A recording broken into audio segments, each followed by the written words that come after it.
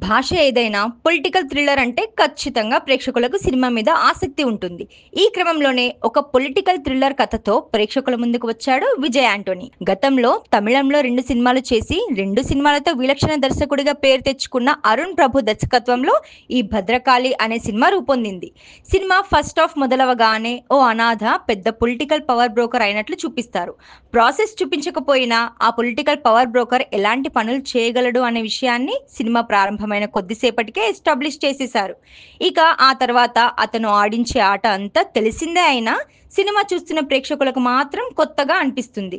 అలా first half అంతా ఆసక్తికరంగా నడిపిస్తూ ఇంటర్వెల్ సమయానికి ఒక మంచి ట్విస్ట్ తో క్లోజ్ చేశాడు దర్శకుడు. సెకండ్ హాఫ్ మొదలయ్యాక అంతకు మించిన ఆట ఉంటుందని భావించిన ప్రేక్షకులకు మాత్రం ఓ కింత షాక్ ఇస్తూ సెకండ్ హాఫ్ కి వెళ్ళాక రొటీన్ ఫార్మాట్ లోకి వెళ్ళిపోయాడు దర్శకుడు. సెకండ్ హాఫ్ మొదలయ్యాక ఇదేదో రొటీన్ రెవెన్యూ డ్రామా అనే ఫీలింగ్ కలుగుతుంది. అయినా సరే ఆసక్తికరంగా ప్రేక్షకులను ఎంగేజ్ చేసేలా రూపొందించాడనే చెప్పాలి.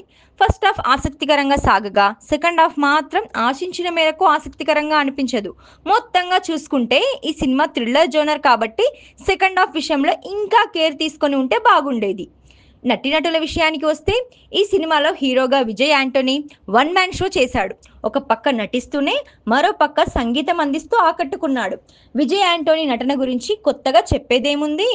అయితే తెర మీద కనిపించిన హీరోయిన్ తృప్తి రవీందర్ కు చాలా మంచి పాత్ర పడింది. విజయ్ భార్య పాత్రలో ఆమె సినిమాలో చాలాసేపు కనిపిస్తుంది. అయితే ఆఫ్ స్క్రీన్ చాలా యంగ్ గా ఉన్న అమ్మాయిని ఆన్ స్క్రీన్ ఎందుకో కాస్త ఏజ్డ్ యువతిగా చూపించారు. రియా జిత్తు పాత్ర చాలా చిన్నది. అయితే సినిమా మొత్తం మీద టాస్క్ ఫోర్స్ ఆఫీసర్ గా నటించిన కేడి డైరెక్టర్ కిరణ్ మాత్రం అదరగొట్టాడు. అలాగే అభయాంకర్ అనే పాత్రలో నటించిన నటుడు మాత్రం తనదైన క్లాసీ విలనిజం తో ఆకట్టుకున్నాడు. ఇక టెక్నికల్ టీం విషయానికి వస్తే ఈ సినిమాకి నేపథ్య సంగీతమే ప్రాణం. నిజానికి థ్రిల్లర్ సినిమాలకు ఖచ్చితంగా నేపథ్య సంగీతం ఎక్స్ట్రాడినరీగా కుదిరితే గానీ సినిమా తెర మీద ఆకట్టుకునేలా మారదు.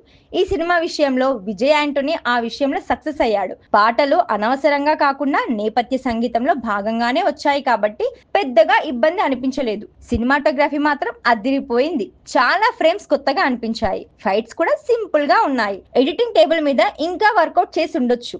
ఫైనల్ గా ఈ భద్రకాళి ఆలోచింపజేసే ఒక పొలిటికల్ థ్రిల్లర్.